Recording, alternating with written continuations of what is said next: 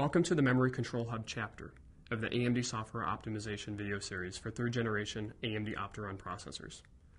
In this chapter, we'll take a look at some options and features in the memory controller that you, as a software developer, can take advantage of for improved application performance.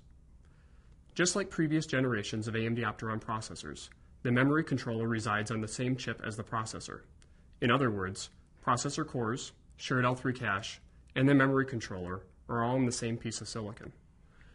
For AMD architectures, Northbridge is used as a somewhat generic term for the memory controller, the hypertransport interconnect, and other external interfaces of the chip that are integrated onto the processor. This is what the Northbridge looks like in the 3rd generation AMD Opteron processor. You have a system request queue. The system request queue connects to the crossbar where transactions are going to go to the memory controller or outside the chip. Outside the chip, I/O and non-local memory traffic use the hypertransport protocol.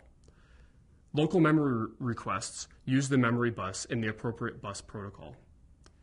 Memory requests reach the Northbridge if they were not satisfied by any cache level, including the last one, which is the shared L3 cache. Inside the memory controller, there are 2 separate DRAM controllers. This is new for 3rd generation AMD Opteron processors. Between the various units, there are buffer queues and maybe even different clock domains. The whole Northbridge operates on its own clock domain, which can be a different clock domain from the CPU core. The only subsystem in the Northbridge that it makes sense to talk about here is the memory controller. Again, there are 2 DRAM controllers in the memory controller. They can be configured to operate independently or in tandem. When they are working in tandem, we refer to them as in a ganged configuration, and when they are independent, as unganged. This unganged mode is new. When you have a ganged configuration, your memory subsystem is configured as a 128-bit wide memory subsystem. This provides good bandwidth. However, because the 2 DRAM controllers have to operate in lockstep, they need to repeat the tracking of some resources in the DIMMs. And therefore, you're not going to be using all the intelligence that can be provided because they will have to be operating in lockstep. This configuration is more interesting for single-threaded applications. In an unganged configuration, which operates in an interleaved way, you can have different access patterns going to each controller, each one keeping track of RAM resources independently. You're going to see much better delivered bandwidth to all threads running in a processor. A new feature in the memory controller is that it has its own memory prefetcher, independent of the core prefetchers. The memory prefetcher looks into all memory requests that come to it. It can track up to 16 memory streams coming its way. It's going to figure out what pattern of access it has, unit stride, non-unit stride, positive, negative, and will try to predict the pattern before the next request comes and prefetches ahead of it. The prefetch data that gets inside the memory controller will not pollute any cache level.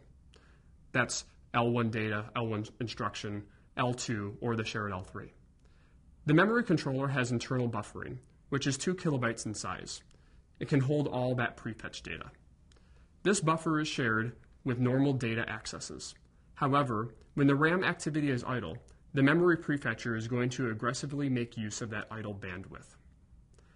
The memory controller also speculatively opens RAM pages. Another new feature of the memory controller is write bursting for efficient use of DRAM protocol. It piles up all the write requests up to 16 dirty cache lines before starting the write protocol with the DRAM chips. Finally, we have hypertransport technology, which is an innovative way of interconnecting processors in a glueless way.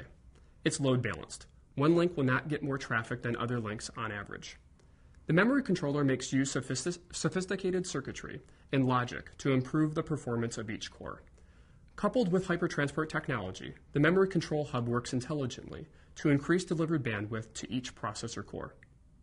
Thanks for viewing this segment of the AMD Software Optimization video series for 3rd generation AMD Opteron processors. We hope that you've enjoyed this video series and have learned some valuable tips for how to optimize your software to perform at its best. You don't need to conduct complex performance analysis to take advantage of some of the latest processor features. Just knowing a few simple guidelines can help. Keep in mind the stages in which code is executed, and strive for the maximum throughput when making coding decisions.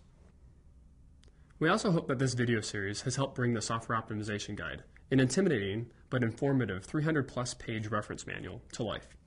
By showing you the platform features or opportunities for software leverage that are explained in the Software Optimization Guide, the reference manual should be a much more powerful tool for your use during your software optimization efforts.